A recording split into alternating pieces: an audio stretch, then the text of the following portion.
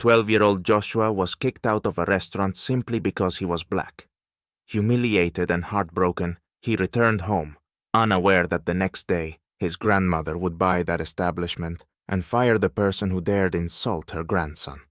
This act changed not only their lives, but also the restaurant itself, which became a symbol of the fight against injustice. The events that followed would shock even the most experienced. But let's go back to the beginning. 12-year-old Joshua Williams, a black boy with short, neatly styled black hair, entered the Old Hill Grill restaurant, wearing a green t-shirt and dark jeans. He often came here with his grandmother and knew the place as cozy and welcoming, with the best ice cream in town. That day, he was alone, having decided to treat himself to his favorite dessert. Inside the restaurant, it was warm, the air filled with the scent of fresh pastries, and patrons sat quietly at tables, chatting and enjoying their meals. Joshua smiled as he headed toward the counter, ready to place his order. As he approached, his eyes met the restaurant manager, Mike Harper, a 45-year-old white man with short gray hair and a serious expression. Mike was dressed in a white shirt and dark pants, his arms crossed over his chest.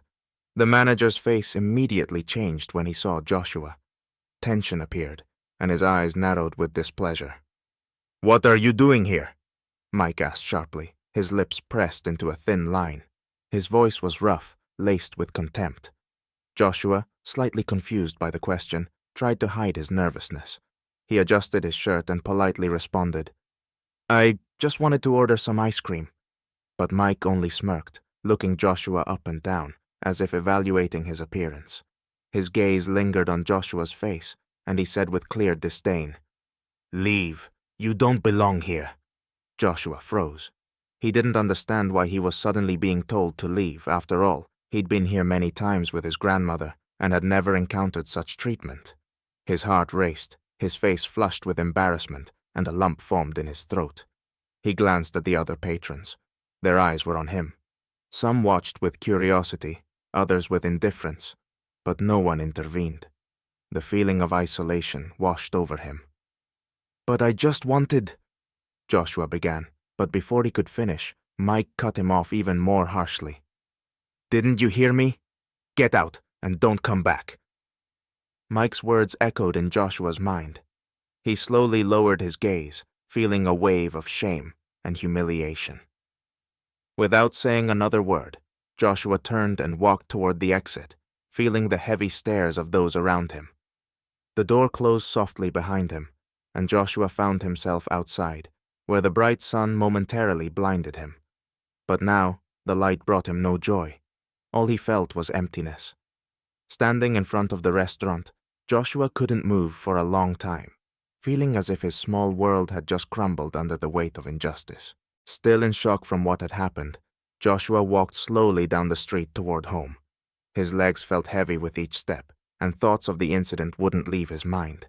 How could it be that he, an ordinary boy, had been thrown out of a restaurant?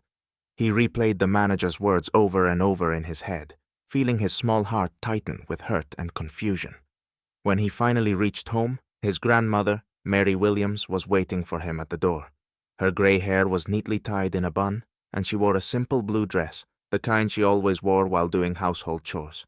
Seeing her grandson, she immediately sensed something was wrong. Her usually warm eyes narrowed in concern. "Joshua, what's wrong? You look upset," she asked, stopping and looking him directly in the eyes.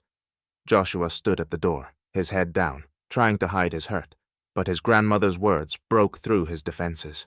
He slowly lifted his gaze and, with difficulty, said, "They kicked me out of the restaurant, Grandma. I just wanted to buy ice cream, but they said I didn't belong there." Mary froze, her face tensing. She stepped closer, her warm hand resting on Joshua's shoulder to comfort him.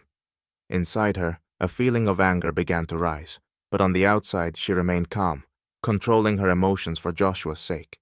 "What did you say? Who kicked you out?" Her voice was still soft, but a spark of determination already shone in her eyes.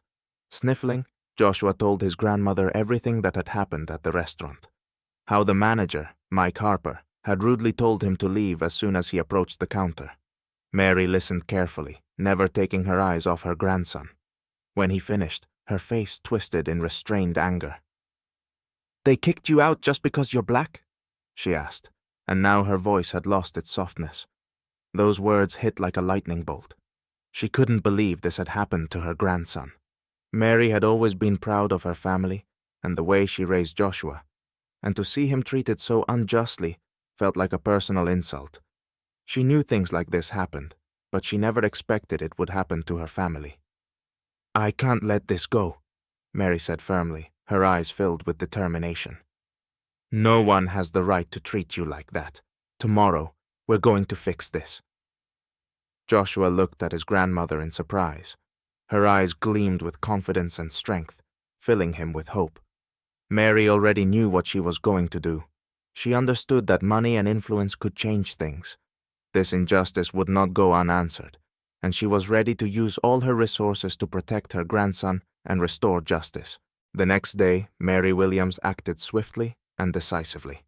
Early in the morning, she was dressed in a sharp dark blue suit, her gray hair neatly styled, and her eyes burning with confidence. She knew today would change everything.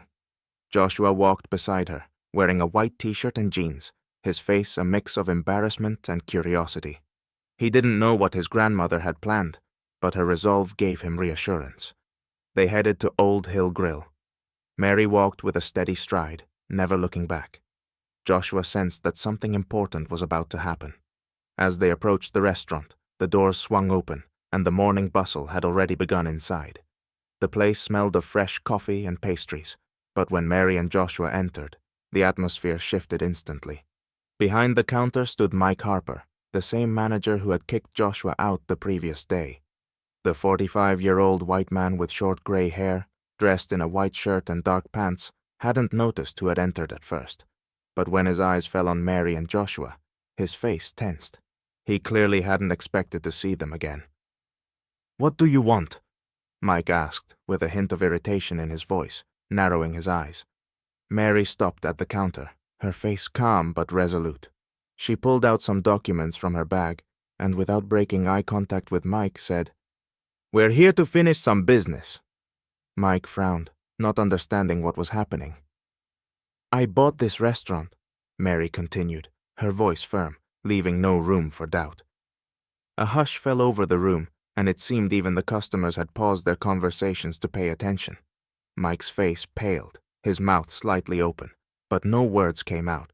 He stared at Mary in disbelief, as if he hadn't heard her correctly. "What?" he finally managed to say, trying to grasp the situation.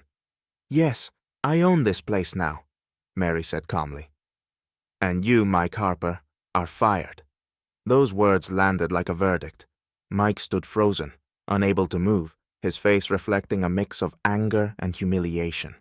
The restaurant was silent, and the customers watched in awe as the scene unfolded. Joshua, standing beside his grandmother, couldn't believe what was happening. Mike couldn't muster a response. His confidence and authority had vanished. Silently, he removed his apron, tossed it on the counter, and without looking at anyone, walked toward the exit. His shoulders slumped as he stepped outside, disappearing from view, leaving the restaurant in complete silence.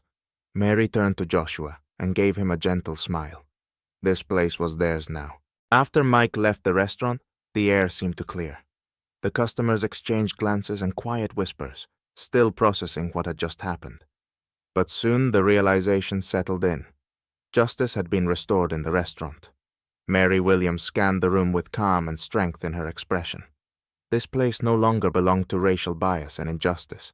She took a deep breath, knowing that for her, this was more than just a business acquisition. It was an act of retribution, a restoration of fairness for her family and for anyone who had ever faced such treatment. Mary headed to the back room, where the restaurant staff had gathered. The employees, who had worked under Mike's management, looked uneasy. They understood that a change in ownership could affect their future, and they didn't know what to expect. Despite her fatigue, Mary stood confidently in her formal suit, her gaze resolute. "I'm Mary Williams, and I now own this restaurant," she began firmly. "From today, this place will be different. There will be no room for prejudice here. We will open our doors to everyone, regardless of skin color, and every guest will feel at home." The staff exchanged glances, relief and surprise on their faces. Some began to smile, realizing their work would now be part of something bigger. Mary continued. We will revamp the menu, making it more accessible for local families. I want this restaurant to be a place where people don't just eat, but feel warmth and care. Her words sparked enthusiasm among the staff. Some even nodded in agreement. Mary gave instructions on how to restructure the workflow, redesign the interior, and create a cozy atmosphere so that each visit to the restaurant would be a special experience for people of all ages and backgrounds. Meanwhile, Joshua, observing everything from the sidelines, quietly sat at his favorite window-side table. The place no longer felt hostile or foreign. He was no longer the humiliated boy who had been kicked out. He was now part of something greater. Mary approached him, her face softening when she saw her grandson proudly sitting at the table. "How are you, Joshua?" she asked, sitting down next to him, her voice warm, without the sternness from earlier. "This place is really ours now," Joshua replied with a smile, his eyes gleaming with pride for his grandmother. He happily picked up his ice cream, knowing he could now eat it without fear or shame, knowing he was welcome here. Mary smiled, watching her grandson. For her, this was a moment of triumph, not only as a businesswoman, but as a grandmother who had protected her grandson. She knew there was much work ahead, but now her family had something to be proud of. Joshua would no longer fear returning to this restaurant because it was now part of their story, part of how one woman restored justice for her grandson. They continued to sit at the table, watching as new customers filled the restaurant, perhaps unaware of what had happened there just a few days ago. But Mary and Joshua knew. They knew that from this moment on, everything would be different. The restaurant had become a symbol of how bias and injustice could be overcome even when it felt like the whole world was against you.